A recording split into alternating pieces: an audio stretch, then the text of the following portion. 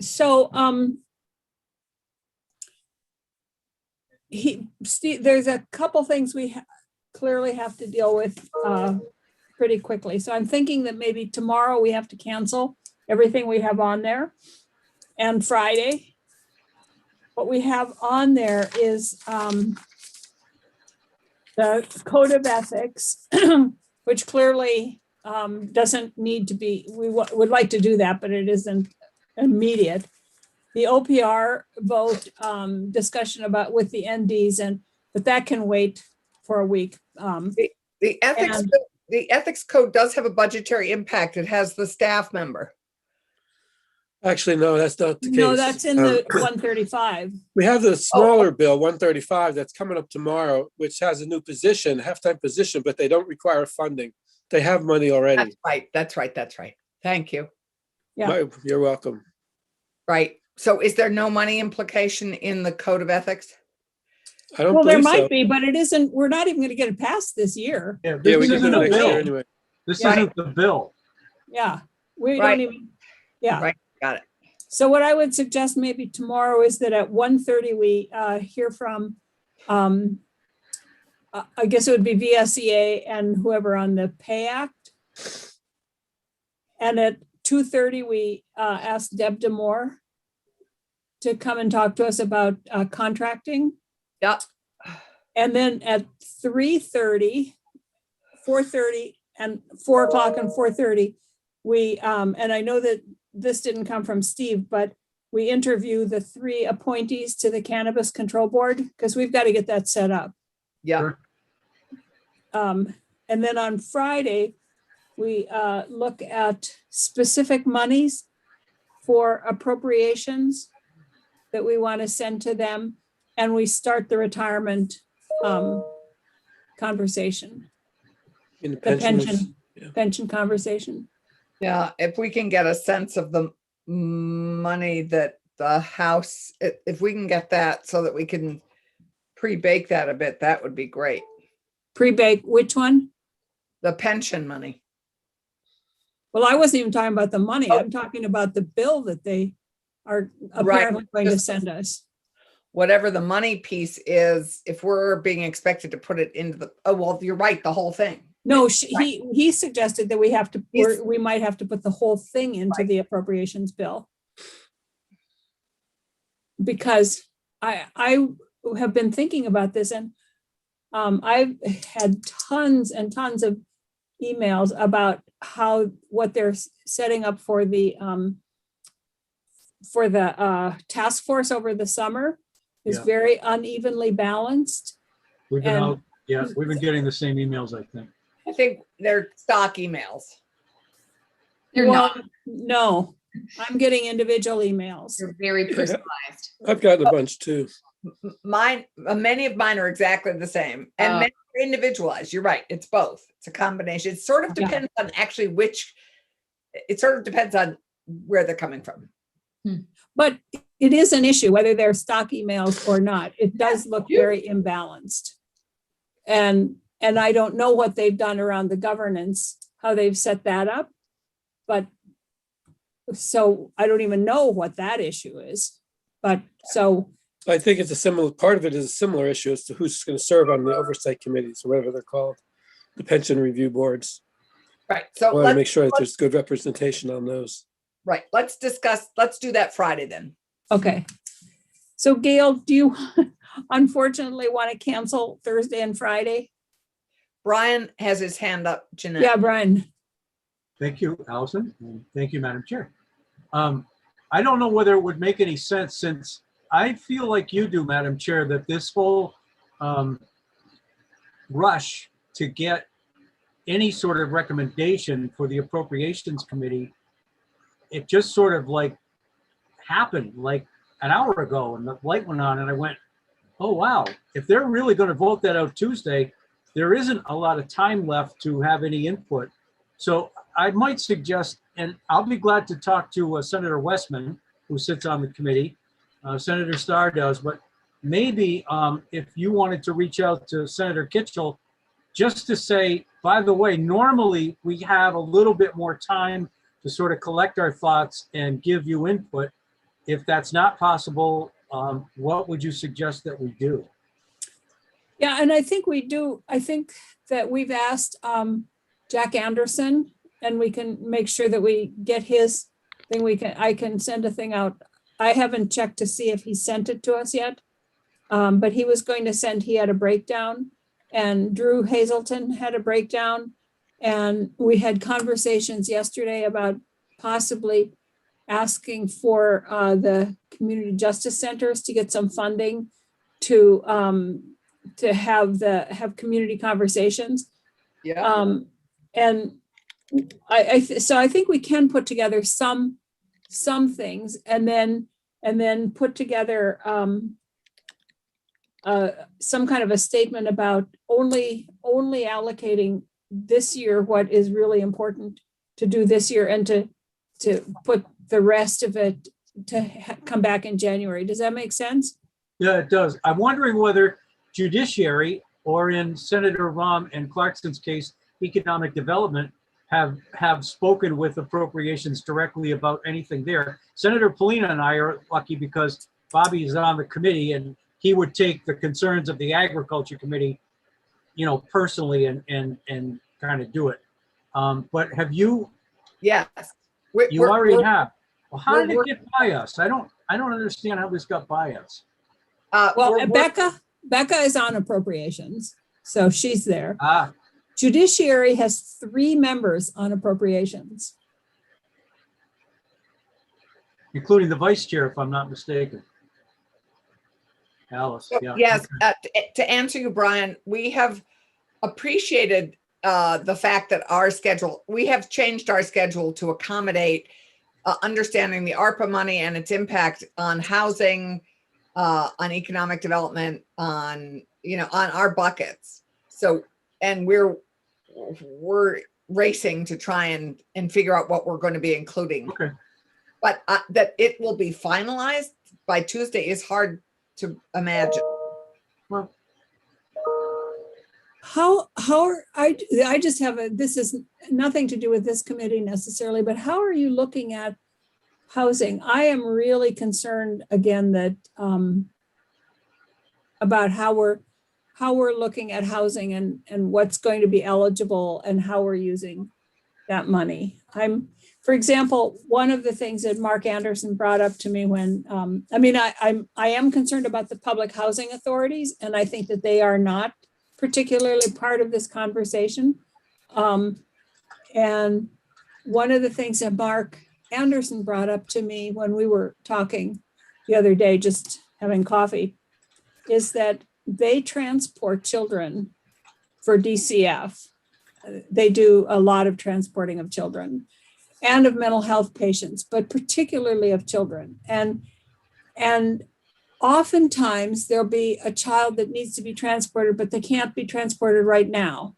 So they end up there really is no place for them to be. And he suggested that perhaps they could buy a small house that had 2 or 3 bedrooms that could be used as a place for the child to be in a nice bedroom, secure, safe, it's usually up to about 48 hours that they need some kind of crisis emergency housing.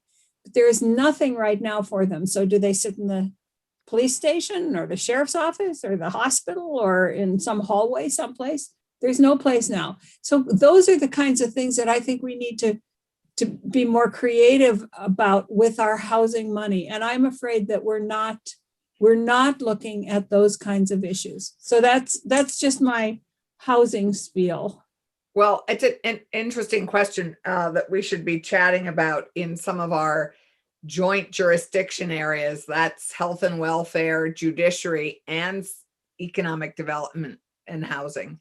So I think some of these joint issues we do need to be getting at. So sadly, that is a big subject that's not going to have a proposal by Tuesday. So, I mean, no, but what are you proposing? Good question. We haven't even heard that.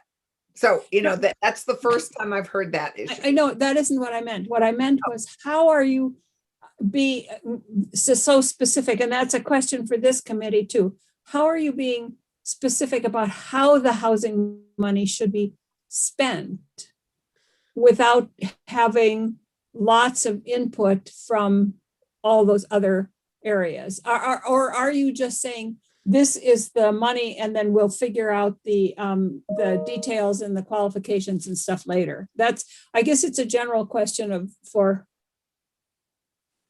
Well, we're dealing with it in a bunch of ways. We just dealt with some of it in the VHIP money in the addressing the rental properties, the blighted and vacant rental properties. We're addressing it by giving vast amounts to the Vermont Housing and Conservation Board again, and in the rental assistance programs, and in the, so I mean, it's just not in my brain right now, but we have buckets of housing money that we're going to be putting a huge amount into the hotels and motels that we're going to be in the process of transitioning from being hotels and motels to being housing to transition our homeless into permanent housing. We have several buckets that we're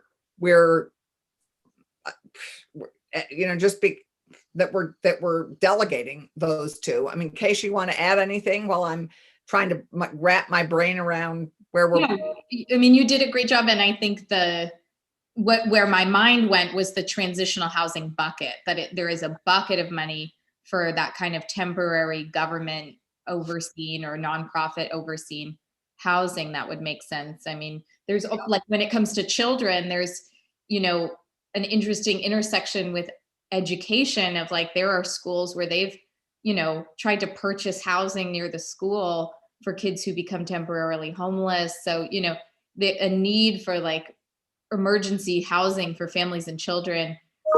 I don't know which bucket that would fit into, but I'm not disagreeing with you, Senator White, that it's a need. And I think Allison covered the big buckets.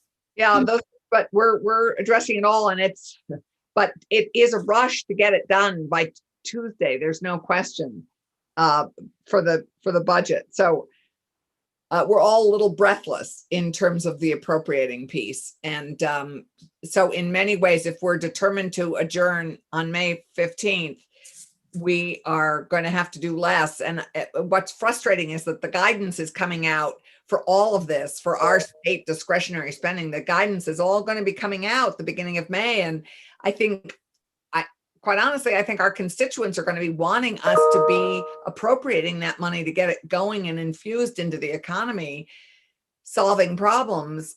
And I think it's a challenge that we're going to stay on schedule, quite frankly. But I mean, I'm a little, I'm concerned that we're going to be just getting an idea of where we can spend it. And then we're going to, speaking of schedule, can I just interject here, Madam Chair? Please. It's going to take some effort to cancel and bring people in. So if we can just spend a couple of minutes on the next couple of days and how we need to schedule this. Amran pointed out that institutions is taking up H438 on Friday, capital construction and state bonding. Which is Becky Wasserman. And that's exactly what we're talking about, right? Is that the bill that includes the pension? No. Okay. No, what is 438? 438 is an act relating to capital construction and state bonding. But maybe I'm taking us down the wrong road. that's the capital bill. Right. Yeah. Okay. Yeah, the Pay Act isn't a bill, it's just a part of the appropriations. And we're talking about doing that tomorrow at 1:30. And that would be VSEA and probably HR. So I hate to ask, Gail, did you just say that the Pay Act was in the capital bill? No. No. Oh, I took us down the wrong road. Oh, okay, sorry. Just ignore that. I thought that somehow that was intertwined with pension. Please just ignore that. Okay, but I guess the question is, where is the Pay Act right now? It's in the It's in appropriations the bill. budget. It's in the House Appropriations Bill. It's in the House budget. Yes. Got it. Got it. And I don't know the number of Okay. that, but whatever it is. And then So that would 2:30, be VSEA and HR. okay. And 2:30, we're talking about Deb Demore. Yeah, and have her come, and what we want to talk to her about is how Yeah. do they have a process for tracking Mhm. whether women, minorities, how are we both tracking who applies for and gets grants, and also how we Contracts. Contracts. Yeah, grants and contracts are considered kind of the same. Okay. And how do we reach out? What is our method for trying to reach those groups of people that may not be the usual DEW construction, who have people who know exactly how to do this all the time, and they probably do nothing except watch for RFPs. And then 3:30 and 4:30, if we can get Pepper, Julie, Hulbrin, and Kyle in here. Okay, so you're looking at talking to them separately and not Oh, yeah. all at once. Okay, Yeah, okay. that would be great. And then on Friday, 1:00, specific monies. Yeah, if we can make sure we get something from Jack Anderson and EMS, if they have money right now that we recommend. Does that make sense, committee? Because we did ask them for, and then start at like maybe 1:45 to 2, start the retirement pension issue. And who should I invite in for that? Oh, Yeah, that's the tough part. I would ask, I would notify VSEA and NEA. But don't you think we should invite the chair of House GovOps to present it? Well, they won't have it voted yet. They may We're have it gonna- voted out of committee yet. I They did don't vote it know. out of committee today. They did vote it out today? Yes. but Oh, it's not okay, on great. before you. So Okay, I'd suggest we ask Sarah to come and tee it up. okay, we can do that, yeah. And the attorney for that is, Becky. Oh, Becky. is it is Becky, okay. Isn't it Becky? Yes. And she's already booked. Thank you, Anna. She's booked on Friday.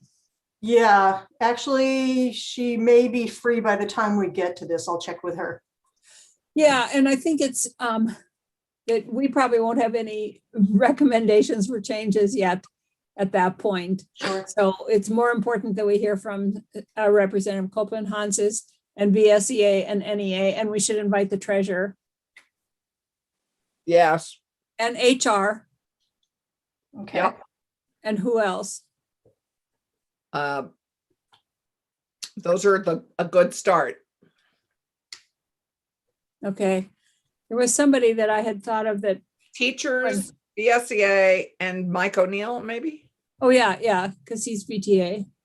So, and then Sarah, treasurer, and HR. I think that will fill an afternoon. And maybe Tom, whether we get to all these people or not, and I think that we should do a walk through.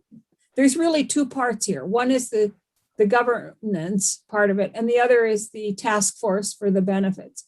And I think that we can, I would like to ask Thomas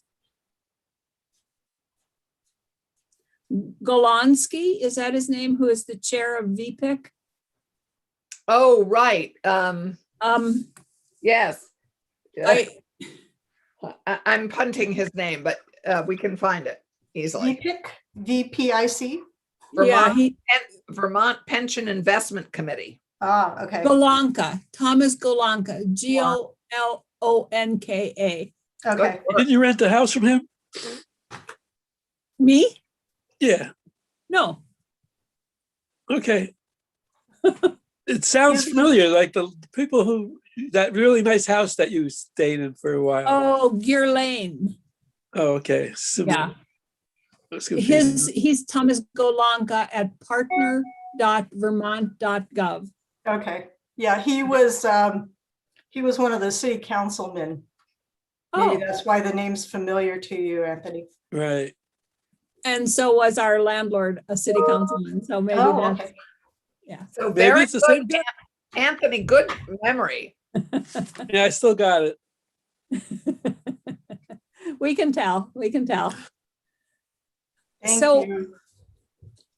So what do we need to talk about the process of fund allocation? I mean, Steve implied that we had some voice in that, and I don't know that we do, but I would love to have us have a voice in it. In which fund allocation? The process of the fund allocation, how we do this, like what is the role of the legislature as opposed to the role of the administration in the allocation of the funds? The funds for the pension? No. Rescue ARPA, I'm plan. done with pensions. Oh, okay. You're moving at lightning speed. Well, that's because we don't have much time. I know. I'm trying to shift gears. So you're now back on ARPA money. Yeah, And- because he mentioned that there we would have a role in figuring out the process of fund allocations. And I'm not sure what our role is here, but I would love to have us make some kind of a statement to the Appropriations Committee that we really think it's important that we only spend right now. If we're not going to come back in the fall, then in May, that we only spend what is absolutely necessary, and that in January, the legislature weigh in on spending the remaining money instead of giving it to the administration to do. Or joint fiscal. Or joint fiscal. Right. I think what's critically important is for the legislature to weigh in and say, the legislature's appropriating this. Yeah. So can we just make a statement like that and send it to the Appropriations Committee? Does everybody agree with that? The I only, guess. like the wording change I'm thinking about is open-ended to when we return, not necessarily January. There is a Oh, yeah. chance we might come Good. back. Right? So Yeah. okay, I was We Oh. might well. Yeah, good thought. But that it is the legislature's prerogative to be allocating funds in conjunction, of course, with the administration, but that we are the ones who develop and appropriate the funds. Right. They propose and they've put their proposal on the table, and we will weigh every proposal thoughtfully. Can I ask a newbie question, which is when the legislature was adjourned last September, was it because there was a state of emergency? Did you say something about we're in a state of emergency and the Joint Fiscal Committee can do X, Y, or Z like once a month or something? No, they do have the ability to do certain things Okay. when we're out of session, whether it's an emergency or not. Okay, so they reserve that right regardless. Got it. Okay. Their And I power, think, yeah. yeah, they can Comes do out certain best. things. So the other thing is, if I write some kind of a letter, when we look at funds on Friday morning, can we look at a letter that would encourage our congressional delegation to acknowledge our counties and our county government, limited as it is? Yeah. Yep. Because it may be limited, but it exists. It does exist. And they do have the power of the county budget. I mean, Yeah. that's really what they do. We have a whole courthouse at the end of our street that is full of people who are paid by the county. Really? Probate. Oh, yeah. All county clerks, the probate court, I mean, Is the probate judge isn't paid by the county? you know what? That's a good question. I don't, They're not. They're in the Pay Act. are you sure? Yes. Yes. Okay, Yes. if you're sure. But I don't know if the staff all is. I mean, is the staff judicial staff or is it? Anyway, I think that's a question for Jack Anderson because he'd know the answer Yeah. to that because he budgets it. Well, we don't have to be exact about which ones are paid by county and which ones are paid by Yeah, staff of the state, but we do have county government, we do have a county tax, and they do have a county budget and they're responsible for it. And we have county needs. Mhm. Okay, And Jen Carby is with us. I see that, and Oh, now she's really with us. so I apologize, committee and everybody else, for changing the schedule so quickly, but I think that we had to do it Yeah. after what we just heard from Steve.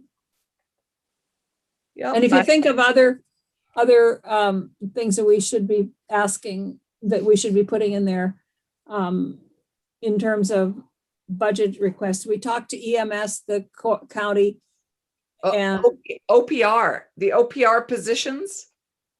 The other things, I'm just trying to think of all the bills that we have that we want to make sure are included that have budgetary impacts. And I believe there were Secretary of State positions, in OP. You're all being silent, which scares me. but they have haven't to, yet. That bill. they hasn't- have to approve the positions, but the money for it comes from the OPR budget, is my understanding, so that it's not an appropriations issue.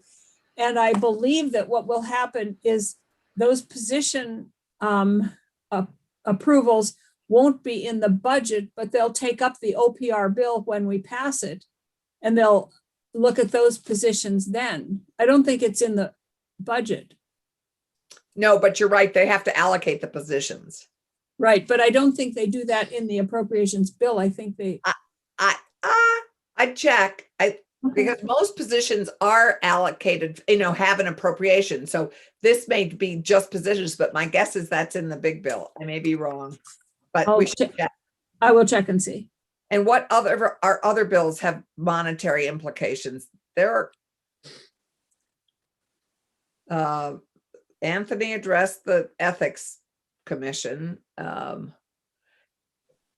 Any with EMS, any other EMS ones?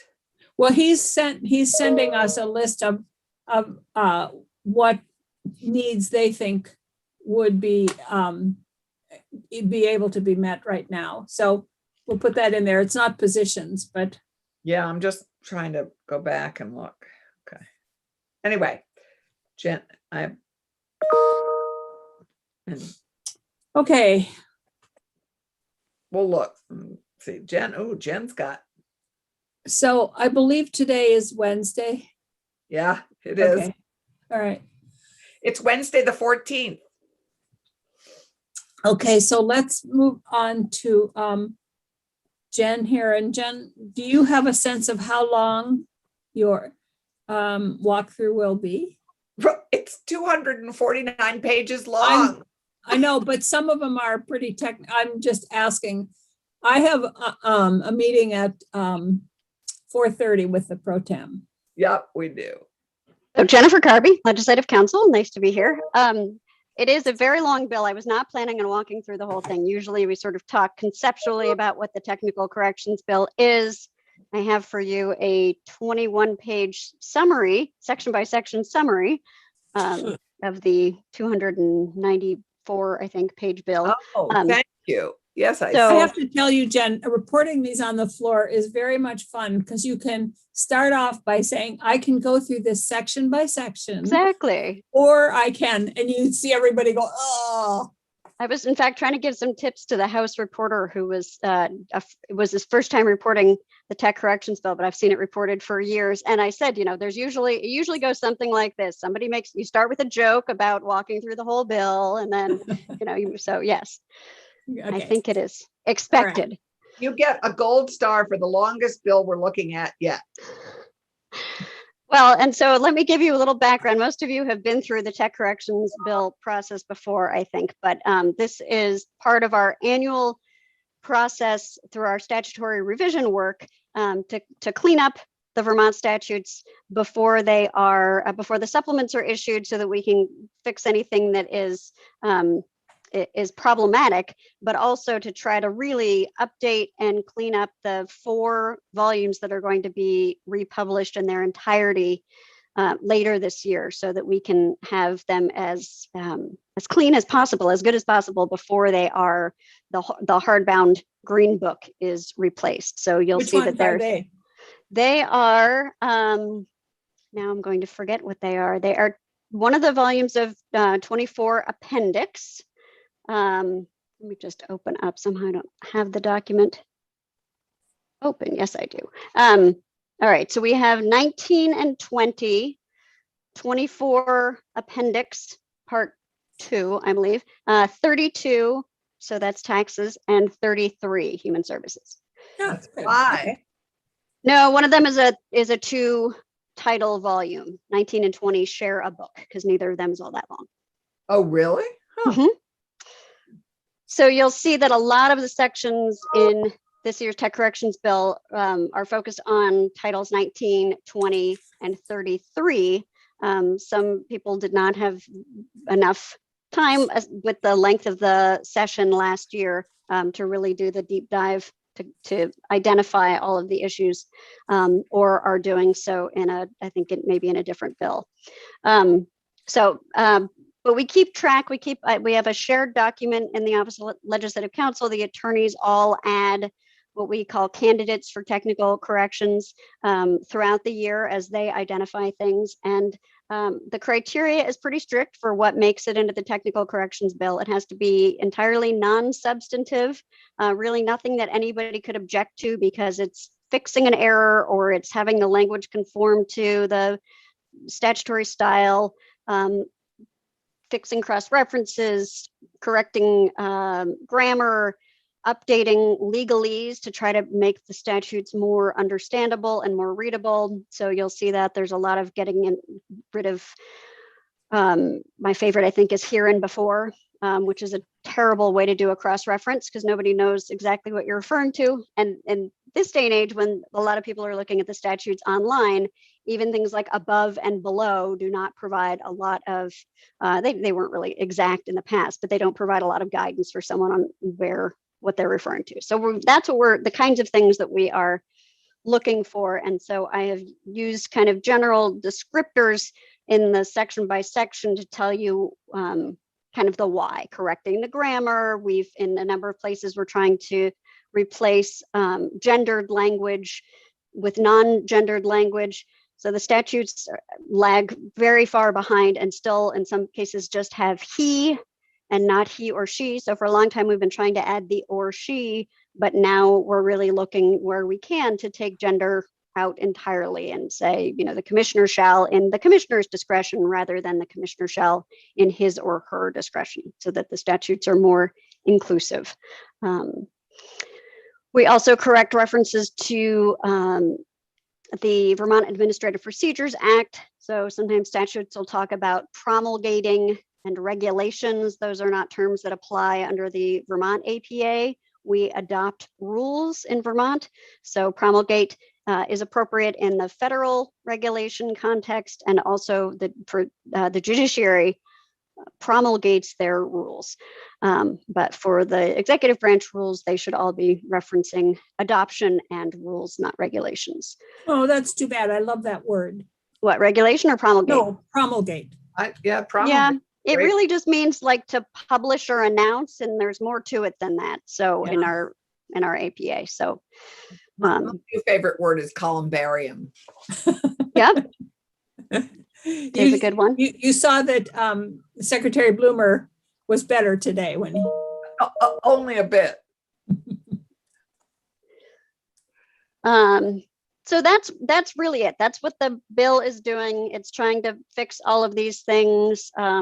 in some places, just to make sure this one is on your radar, it's taking out the but not limited to following including or includes, because there's a provision in Title I that Senator White may remember, because I think we dealt with it in this committee, but that we put in a number of years ago that says including means including but not limited to. It's not an exhaustive list. So then we don't have to have what used to be an argument about whether that needed to go in or not. There's also, we changed legislature to General Assembly.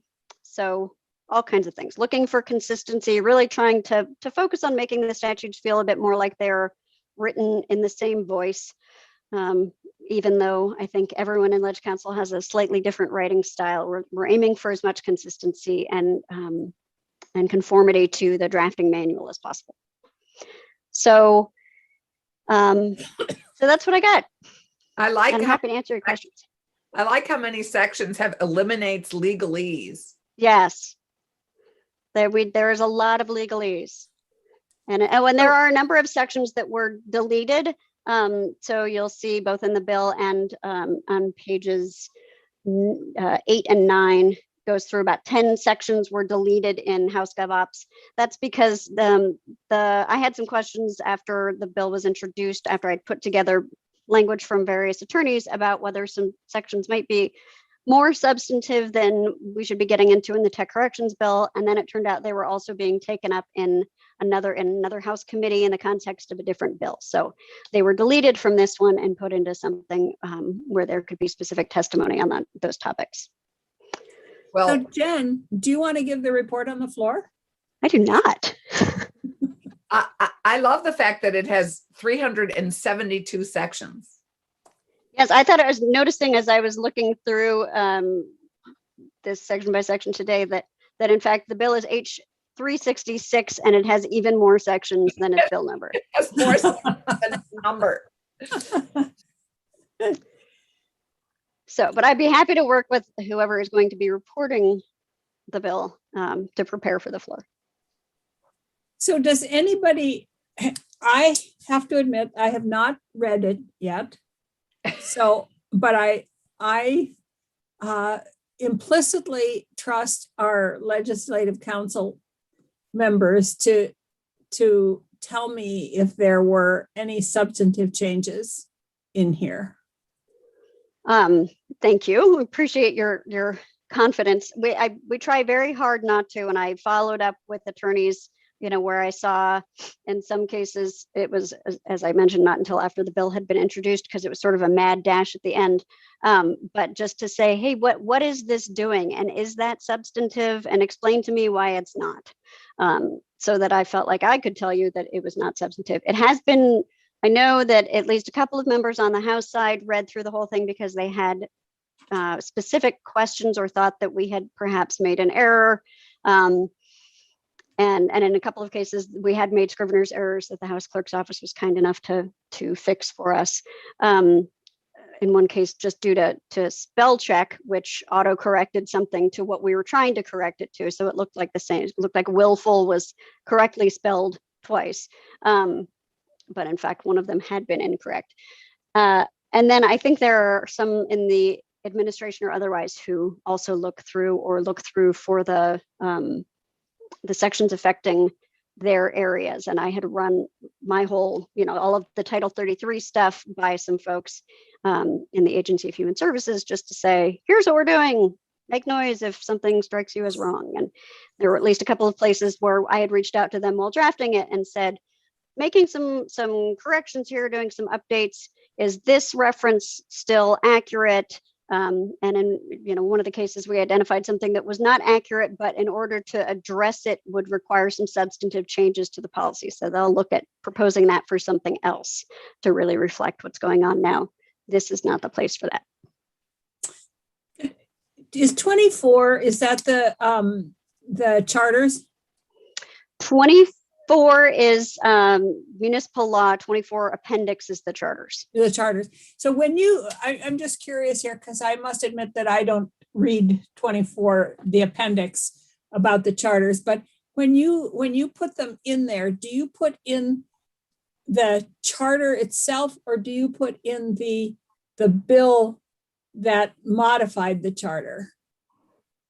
I mean, how do, Well, we amend the charter statutes. They're sort of, they have their own numbering, but we amend them like we do other laws, but they have the history that points Yeah. back to the acts that made the changes.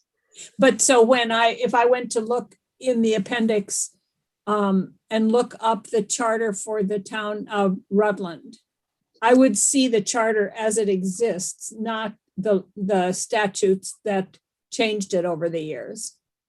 Because the statutes aren't the whole charter. They just, I mean, the bills aren't the whole charters. The bills are only the changes that are made in the charters. Right. Right. So you'll see the whole Yeah. charter, but I think they're set out in a similar way to the way our Yeah. statutes are, where it's sort of the sections one after another. So yes, they get updated, and that's part of our summer work. That's, it's one of Tucker's titles. So he goes in and makes sure that all of the changes that the legislature passed to those charters are accurately reflected in those charters, so that when they appear in the supplements and then in the bound volume, that they are accurate. Okay, yep, that's what I thought. Sarah Jen, Hartson? thank you. So 24 is municipal law, 32 is tax. What are the other three titles? So, and it's actually 24 appendix, and I think it's part 1 that is being Right. republished this year.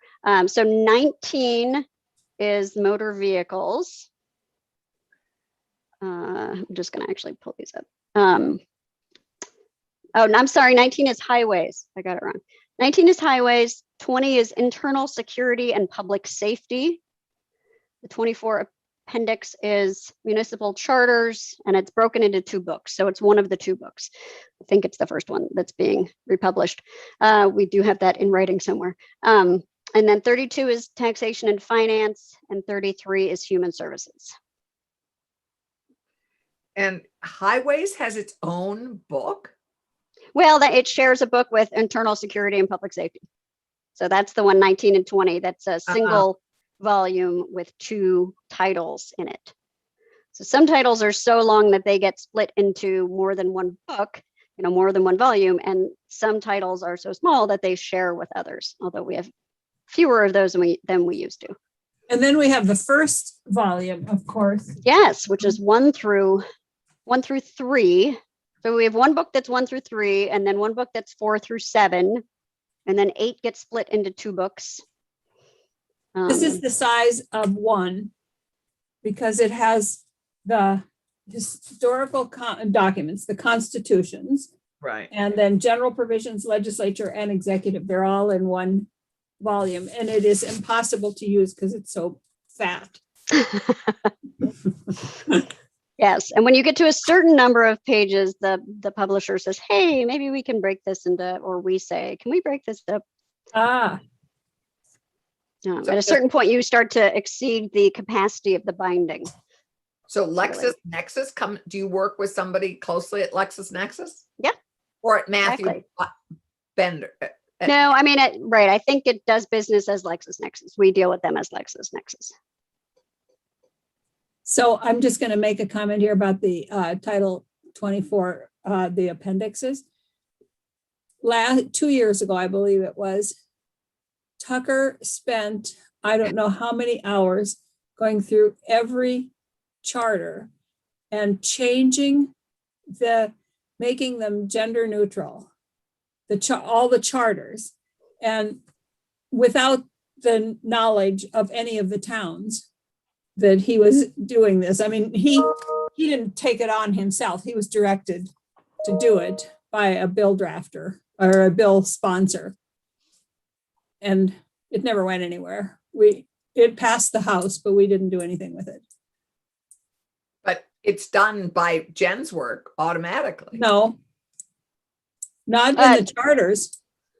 Right. We try to. So there are certain changes that we can make through our statutory revision authority in 2 VSA 424. And we can affect gender neutrality. However, we do, I think, try to be more respectful of the charters, sort of the integrity of the charters, and not necessarily make changes to those that we might otherwise make while going through and doing our revision work. So I think there's a bit of a different standard for charters because of the ownership that the individual cities and towns have in them. Right, because they're not really our statutes. Right, they're codified. They're approved by the legislature. They're codified in the VSA, but they're sort of their own animal too. They are a hybrid. So any questions for Jen or? Oh, heavens, no. Well, I have one. Could you explain to me a little more thoroughly section 249? No, that was a joke. I was going to say, all right, I'm scrolling to it. No, please. Yes, Brian. Thank you, Madam Chair. Are you looking to vote this out today? If everybody feels comfortable with it, I would say yes. I'll be glad to make the motion. This is the first bill I ever reported. And because of the attendant, fooling around kind of thing when you get hazed, it probably wasn't the best bill for me to do because it wasn't quite this lengthy, but as I recall, it was a couple hundred pages long. And Senator Snelling at the time sat right in front of me. And I assumed, because I'd been pre-warned, I may have told this story before, I assumed that people had said, well, get ready because somebody's going to stand up and ask you, a silly question. And that's part of the process of floor reporting. So, and I got to say, Senator Flory, who was sort of my mentor, had left the chamber. I don't know why, but she wasn't sitting next to me at the time. And so Senator Snelling stood up and asked me a question, and I had absolutely. It was about Elcar. Yes. And I had no idea what she was talking about, nor how to answer it. So I'd never even stood up before in the Senate chamber. So I'm looking around desperately for someone to throw me a life preserver. And finally, after silence was like probably 10 seconds, but it felt like an hour. Dick Mazza leaned over and he said, "You better ask for a recess." So we did. And as it turned out, she was dead serious about the question. It wasn't a hazing kind of question. She was dead serious about it. I don't remember what it was, but we had to actually fix the tech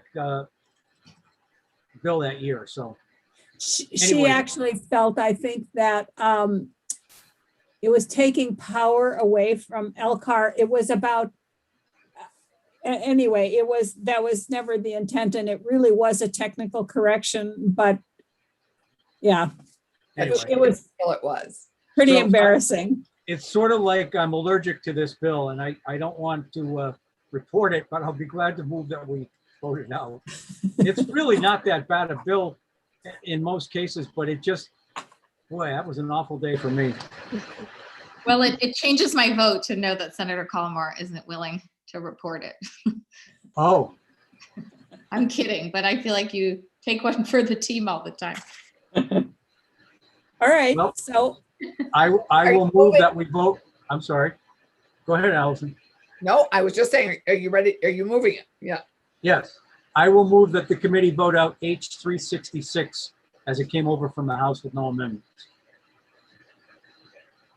Gail, Okay. are you ready for me to call the roll?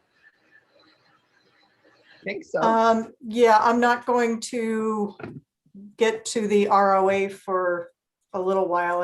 If you can just record it for me. Yeah. Yes, would be great. I'll Thanks. record it. I just didn't know if you needed time or anything. Okay, great. Thank you. Senator Clarkson, Yes. Senator Collmore, Yes, Senator Polina.